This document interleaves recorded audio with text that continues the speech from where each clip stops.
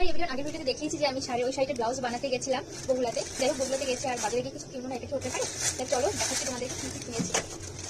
প্রথমে এটাই আছে হচ্ছে একটা নর্মাল সুতির ব্লাউজ। এটা এখন দরকার ছিল না, তাও ভাবলাম চলো নিয়ে যাই, কখন দরকার হবে তার ঠিক নেই।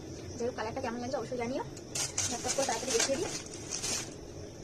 আর এটা একটা আছে নাইটি, চলো দেখতেই পাচ্ছ, কেমন লাগছে অবশ্যই কমেন্ট করে জানিও।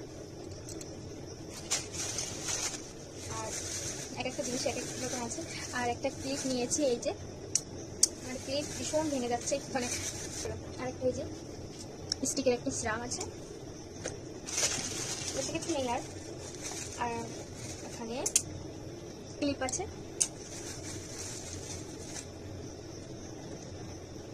পন্সের জেল ময়শ্চারাইজার আছে।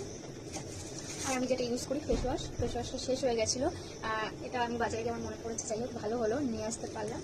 আর আরেক